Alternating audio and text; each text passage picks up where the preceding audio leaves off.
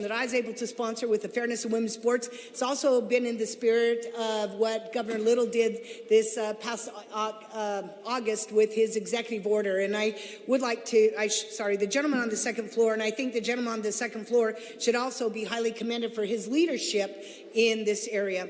For those who don't know, Title IX changed my life. It really did. I was a benefactor of the opportunity to not just play in junior high and high school, which you're saying, well, of course you'd get it. It wasn't that far off.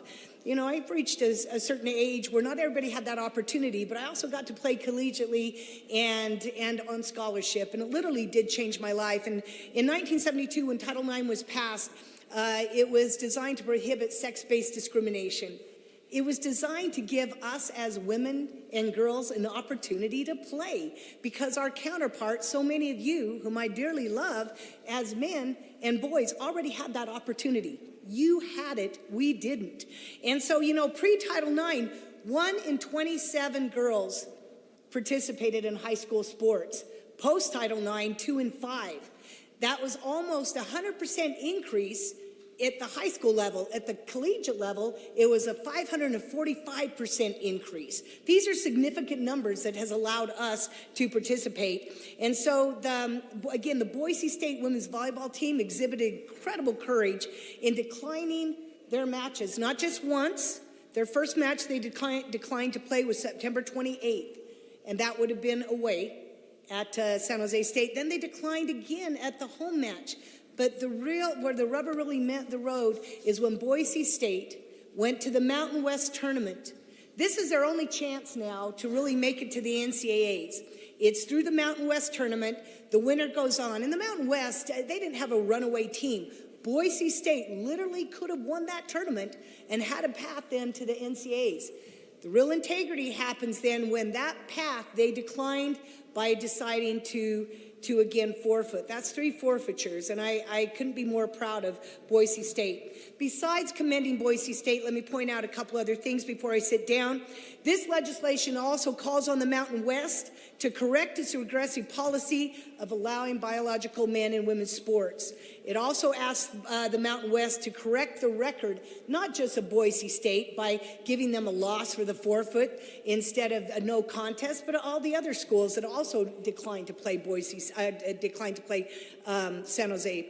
And then it also calls on the NCAA to reverse its transgender policy of participation. That's where we need to have this corrected. And until women start standing up, it's been said throughout the United States that this won't happen, and our women stood up, and I'm so proud of them. The other thing that this also mentions is if we don't correct it, we're going to be in direct conflict, continued direct conflict with our president-to-be, President Trump, who has very explicitly stated from the beginning that he will make sure that men are not competing against women. And so we need to correct that because we're going to be in direct conflict with that. And then finally, it does also call on NCAA President Charlie Baker, who has the ability to correct this and has refused to do so. He is in front of the Senate in Congress before Christmas, and as they were going back and forth, it was very interesting because Mr. Baker acted like he didn't have an ability to correct anything. And he basically was telling the federal government, you guys need to do something. Give us some direction. And the irony of all this is that 25 states have given Charlie Baker and the NCAA direction. Stop. And so it is with great honor for me to have been able to bring this resolution forward and to ask you to support it. And that's supporting our Boise State women's volleyball team with great courage and particularly with great integrity. With that, Mr. Speaker, I will close and ask for a green light. Thank you, good lady. You've heard the motion. Is there further debate on the motion? Hearing none, and hearing no negative debate, debate is closed. The question is, shall House Concurrent Resolution number 2 pass the House?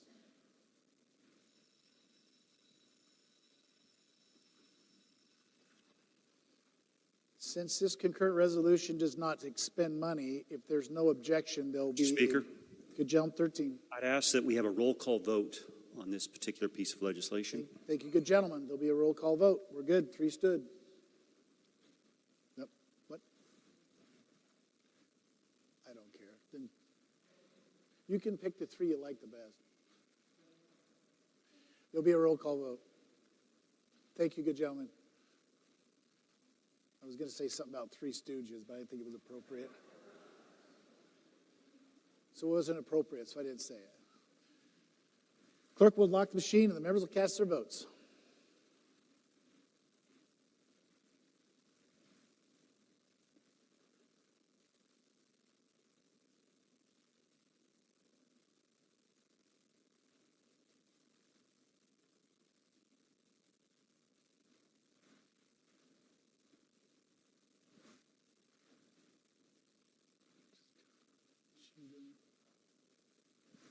Representative Cheatham.